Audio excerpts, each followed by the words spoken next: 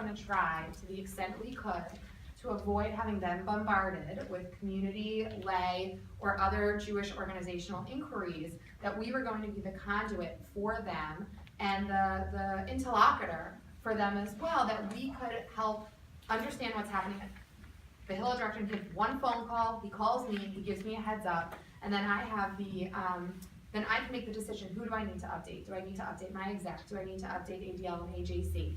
And that really helps take the pressure off what could be a very uncomfortable or very time-filled occupation for our Hillel director, who's really trying to work with the students and the campus administrators.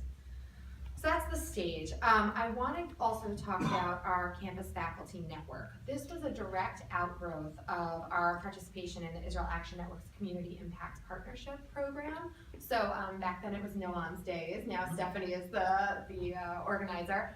But we had 2 sessions in Cleveland as part of the program.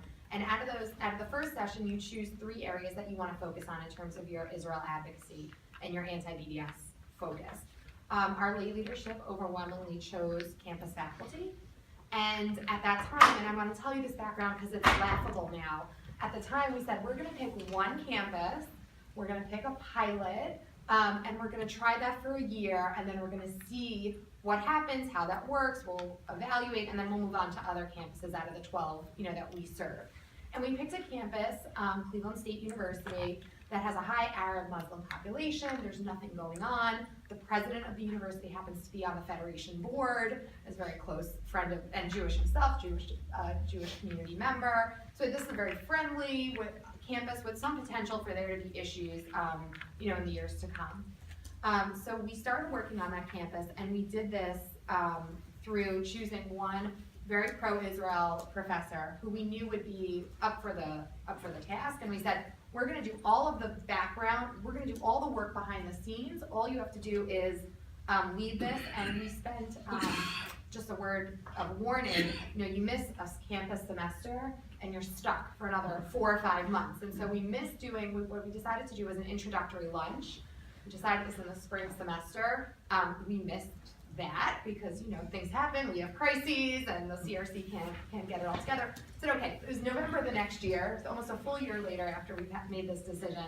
Finally had an introductory lunch, and we did a lot of coordination for the preparation for this along with our Hillel directors. We put together 3 goals and objectives for this group. We said we're going to, and I'll tell you from whence they came, you'll understand why. Hillel director said, I know what you guys want to do with Federation, right? You want to do stuff around Israel. I, as Hillel director, don't really know a lot of the Jewish faculty on campus. And we have student organizations that want to form who don't have faculty advisors. I want this group to be a faculty community that adds to the overall Jewish community that we are creating for every Jew that's affiliated with any campus in our wheelhouse. I said, no problem, total agreement, that's good for you, it's good for us, it's good for everyone. For our point, I said, okay, Jared's the Hillel director for Cleveland Hill. I said, Jared, my goal is, for Israel Action Network, and what we're seeing in some other cities, is I want to create a new discourse on Israel on campus. We have seen that one anti-Israel professor on campus can infect an entire campus. They are an SJP faculty advisor. They run their department's Twitter and social media accounts where they post objectionable anti-Israel posts. They bring speakers to campus on their department's dime and publicize them and give extra credit. In the vacuum of not having a pro-Israel faculty member combating that, and that's a very combative word, or at least to counter that with the opposite programming, that's all that there is on campus for these kids. And I said, I want to create a faculty group that will work to bring in speakers, that will connect to the national faculty networks, and bring a new discourse on campus. He said, sounds good.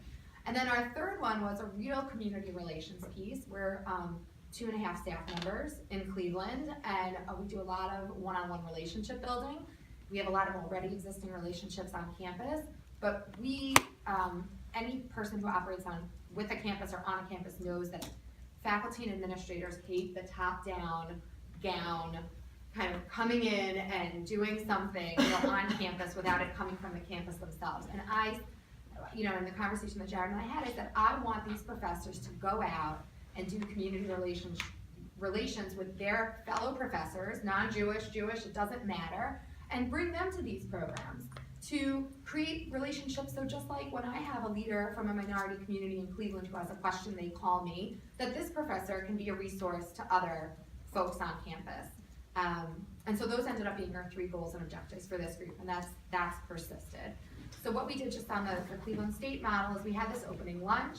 We sourced professors from wherever we could, including the Federation database, Hillel's records, the professors that we were already working with on campus. We had an introductory lunch. We got everybody on board and we said, great, this is the end of the fall semester. We've got you all on board. And now this spring semester, we're gonna work on programming for you. And one of the things that we absolutely did was connect them to the Academic Engagement Network, which is a national network of faculty run by, chaired by Mark Udoff, run by Ken Walzer and Mike Atkins here in DC. And we're connecting them there because that's a lot of resources that they have as well. Now, I want to just tell you, Stephanie asked me to touch on a controversy we had. And it's very interesting because it plays into this faculty notion and our laughable thought that we would just get to operate on one campus for a while. We had in the fall semester at Case Western Reserve University a group called the Radical Student Union. I'm getting my high sign. Okay, 2 minutes. So the Radical Student Union decided for their very first program out of the gate, they would do a screening of Occupation of the American Mind, narrated by Roger Waters. So you get a flavor for what that might be. A pretty offensive film. And we coordinated as per our way of operating. We coordinated with ADL, AJC, Hello, and we all said, we're just gonna let it happen.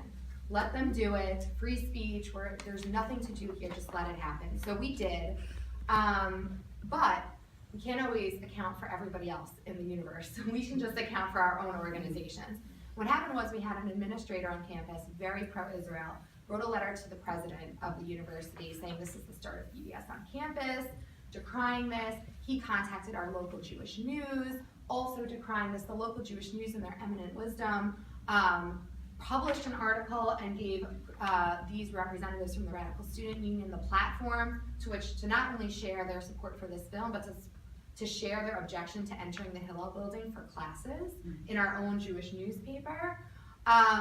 Then we also deal with national organizations. The Amcha Initiative named this group an anti-Semitic group on campus.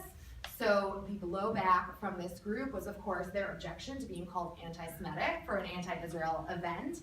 And then in addition, there was a national organization, I don't remember, but requires their fellows on campus, their Jewish fellows, to write about Israel in the student newspaper. So of course this fellow was required to write in support of Israel and support of this event. So that started an entire student newspaper battle between the professors and the students, to which our chief development officer, who happened to be presenting in a nonprofit class a few weeks after the controversy in the paper, she said, does anybody have any questions? The first question for a student is, can you tell me more about this Israeli-Palestinian issue? And she said, well, I'm here to talk about tax law and nonprofit. She said, but why do you ask?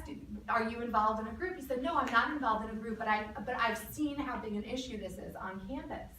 And then if that wasn't enough, the controversy became so large that this SJP group at Kent State University decided they would show the film at Kent State. And then the SJP at Case decided, the Case University decided they would form an SJP group in response to this controversy. And then this semester they showed the film again and brought in the director of the film. So I want to give you this example. The bottom line is we started a faculty group at Case. It's meeting shortly. Close down the newspaper. And we're very pro free speech. We won't do that. But also to show Thank you, Jessica. We believe in First Amendment rights. But also to show you how quickly and how uncontrollably these things spiral out of control, and the real need, because we have the group of faculty that we have in place now at Case, where people are focused and committed and interested in helping and responsive to all AGC, ADL, and us. We probably could have prevented the spiral that had occurred, but because we didn't, now we have an ongoing issue. What was a one event issue is now an ongoing issue there